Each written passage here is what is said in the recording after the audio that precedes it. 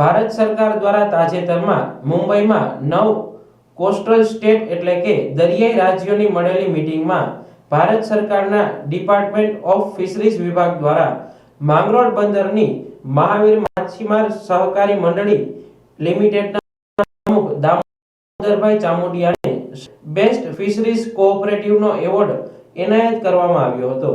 માછીમારોનું જીવન ધોરણને ઊંચું લાવવા માટે પ્રયત્નો, નહીં નફો નહીં નુકસાનના ધોરણે માછીમારોને વ્યવસાય સંબંધિત સાધનો પૂરા પાડવા, દરિયામાંથી સમુદ્રી જીવો માટે નુકસાનકારક પ્લાસ્ટિક એકત્ર કરવું, માછલીને ઈંડા મૂકવા કૃત્રિમ ઘરોનું મંડળી દ્વારા નિઃશુલ્ક ઇન્સ્ટોલેશન સહિતની પ્રવૃત્તિઓની નોંધ લઈ ભારત સરકારના કૃષિ, મત્સ્ય ઉદ્યોગ, પશુપાલન અને પંચાયતી રાજના મંત્રી રાજીવ રંજન સિંહે ઉર્ફે લાલન સિંહના હસ્તે મંડળીના પ્રમુખ દામોદરભાઈ ચામુંડિયાને સર્ટિફિકેટ આપી સન્માન કરાયું હતું।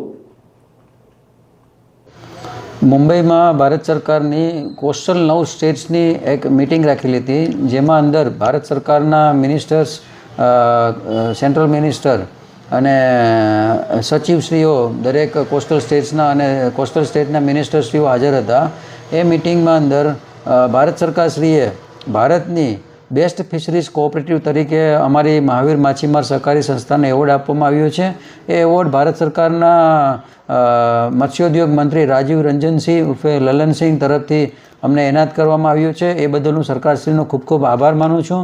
અને અમારી જે સોશિયલ એક્ટિવિટીઝ છે મહાવીર માછીમાર સહકારી મંડળીની, અને અમારો જે વેપાર છે લોકોના હિત માટે, અમારા સભાસદોના હિતમાં જે અમે વેપાર કરીએ છીએ, નહીં નફો નહીં નુકસાનના ધોરણે, આ બધી અમારી પ્રવૃત્તિઓ જોઈ અને સરકારે અમને આ એવોર્ડ આપવામાં આવ્યો છે।